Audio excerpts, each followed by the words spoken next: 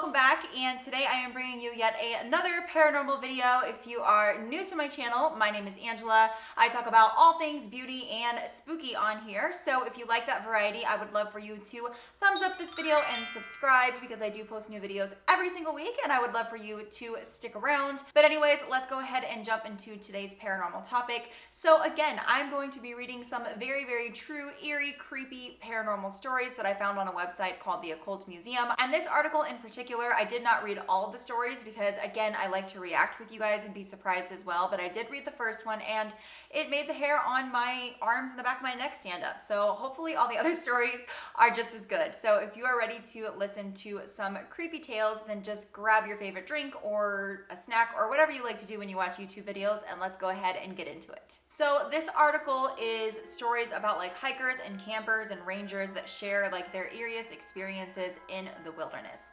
So the first one is called A Perfect Circle. I was backpacking in the PeriTune wilderness in early 2000s, I'm sorry if I'm not pronouncing that right, with a good friend of mine. 3 days into the hike, we only had seen one other couple. On the third night at about 4 a.m., we were awoken in our tent to what sounded like screams in the forest. Big guttural screams. Obviously, we were freaked out, sitting in the tent and not knowing what was out there. We started hearing what sounded like hail for about 15 minutes, followed by heavy footsteps near our camp. My friend and I started yelling and making tons of noise, and the commotion outside the tent slowly came to a halt. In the morning, after not sleeping at all, we unzipped the tent to the creepiest scene. All around the tent were literally thousands of little pebbles that were not there the evening before. Surrounding the tent in a near perfect circle were 20 or so 150 to 300 pound boulders. My friend and I noped out of there, making a 3-day hike into one, practically running the entire way back to the car. Yeah, that's pretty terrifying. I would have been out of there too. The next one is called the Charred Altar. A few summers ago, I was canoeing in the Boundary Waters with some friends. A few days into our trip, at least 2 days of paddling from the nearest entry point, we found the creepiest campsite on an island. There was brand new abandoned camping equipment everywhere, like a sleeping bag and camping pad. Throughout the campsite, sticks with the ends charred had been stuck in the ground. In the remains of the fire was a heavily charred toothbrush, along with the remains of a wallet, glasses, papers, and some clothes. The creepiest part was near the edge, where a single petrified moose altar had been wedged between some boulders and surrounded by charred sticks in a circle. We got the hell out of there and as far away as we could before night. One of the creepiest things I've ever seen. It looked straight out of a horror movie. Diablo. I had been out stargazing and was sleeping out in a park near town. No tent, just a sleeping bag and pad. This was a fairly popular area for joggers, walkers, etc. I had found a nice spot in a field a few hundred meters from the top, obscured by tall grass and brush, but with a nice view of the valley below and mountains in the distance. It was very nice. I saw some shooting stars, heard coyotes singing in the distance, and slept very well since it was a warm summer night. In the morning at the crack of dawn, I was woken up by one of the strangest performances I ever witnessed. Above me on the hill, I could hear some kind of chanting. Due to my concealed location, I couldn't actually see what was going on, and I was keen on moving to a better vantage point, lest I be seen by a group. A man's loud and deep voice was half chanting, half shouting in a language I couldn't identify. It sounded like a Latin-derived language, but was definitely not Spanish though. He kept repeating a word which sounded similar to Diablo, Spanish for devil. There were other voices too, but he was clearly leading whatever was happening up there. Eventually he finished his chant and there were some cheers and whoops, and then the entire group silently departed. After waiting a while to make sure it was clear, I went up to where the sound had come from. There was no physical evidence of whatever had happened. I asked everybody in town if they had any idea what it might have possibly been, and nobody had heard anything like it. To this day, one of my greatest regrets is not peeking out of my hiding spot to see what the heck was going on. That sounds like some type of like satanic ritual. He's very smart that he did not, because if they would have seen him, who knows what could have happened if it was a scary situation like that. The Cackle of Witches. I went camping in Big Sur, California with one of my best friends. It was off season and a Sunday night, so the place was practically empty. We picked a campsite about a half-mile walk to the ocean.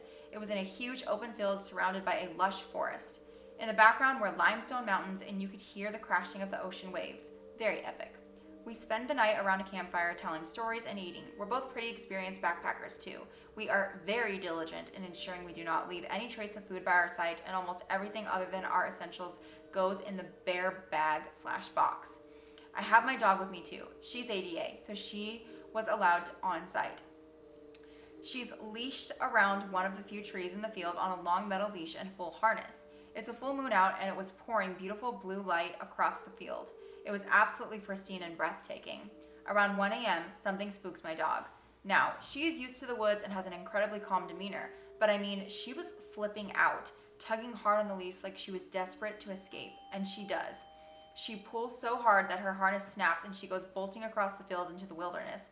I lose my cool, I drop everything and bolt after her. I'm not thinking straight running into the woods at night. My only concern was getting her, even if it meant risking my own safety. I rescue her, find her curled up in a random clearing in the woods, looking ashamed and terrified. Thank God she ran in a straight line, otherwise I would have been totally lost.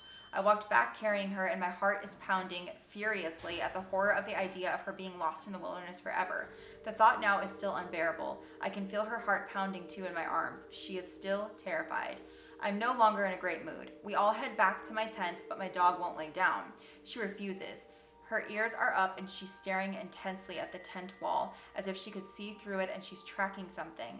It takes a while for my nerves to calm down from my chase earlier. I'm working hard to take deep breaths and remind myself that I'm prepared for anything that I could encounter. That my dog is simply spooked from maybe a raccoon. Maybe she's just exhausted and acting up. And then I hear it, cackling, like a high-pitched laughter that is full of disgusting type of joy, and it's coming from outside my tent. Screw deep breathing. My senses go on high alert. My body tenses up so tightly that it's like I'm about to break in half. I can't even breathe. And then I hear even more cackling, like a group of witches were doing something evil just yards away. It fills my hearing, laughing and laughing and more laughing. It's loud and it just sounds so wrong. I can't even bring myself to move to look at my friend. It's like my entire body has given up. The laughs are then followed up with blood-curdling screams. It honestly sounded like somebody was being murdered. It was full of panic and horror and sadness. It could have been wolves or coyotes killing their prey, but it sounded so distinctly human. The laughter, the sobbing, the screams. Finally, my friend says something. What the fudge? I even begin to laugh a little because the situation was so intense and wild, I had no idea how else to react. I can't handle this, I say, and suggest that we bolt for the car. It's a mile away, so we decide to stay out. We just listen to the laughter and screaming until it fades away. Even when it was over, I didn't bother going to bed. The Cave Full of Bones. A few years ago, I was backpacking in Eastern Washington with some friends of mine. I don't know how well you guys know Eastern Washington, but it's pretty much dust, sagebrush, and dirt. We decided to hike up on the top of this canyon, and from up there, you could see miles and miles of nothing. After a few hours of traversing the top of the cliff, we eventually found a little crevice that kind of took us underground into a pretty decently sized cave. The cave was filled with little bones, like mice and bats. In one of the corners of the cave, there was a rock fixture that jutted up from the ground and almost made a separate room. In the room, we found lots of scratches on the walls, photographs, and 3 bottles with notes in them.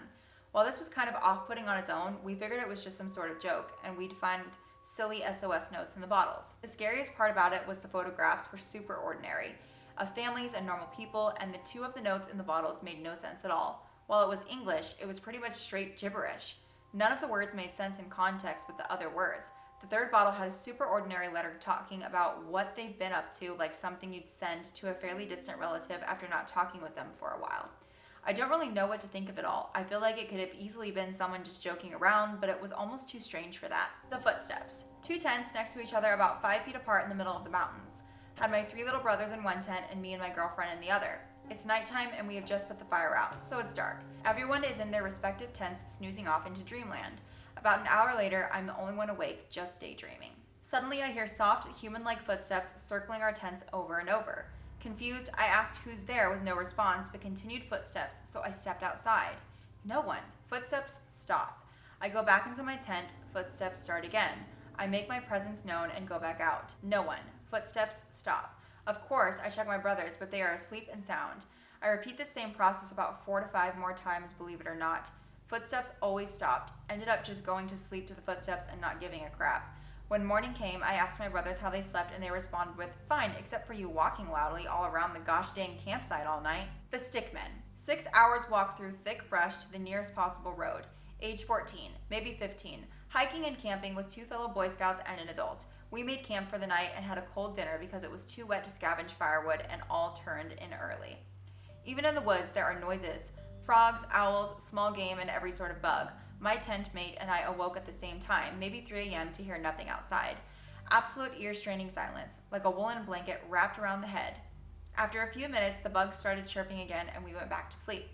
When we woke up in the morning, we found that 5 of the pine trees surrounding our little clearing had been connected in a star shape with scraped lines, and pinned to each one was a stick man, like the ones from the Blair Witch. The leader and his son, occupants of the other tent, accused us of screwing with them, but we both knew it wasn't us. That's a story nobody believes. I mean, who would believe the alibis of 2 kids? I'll never camp without safety of a large group and nearby civilization ever again. Shadow in the moonlight. I'm convinced there is an afterlife, or such a thing as ghosts or demons.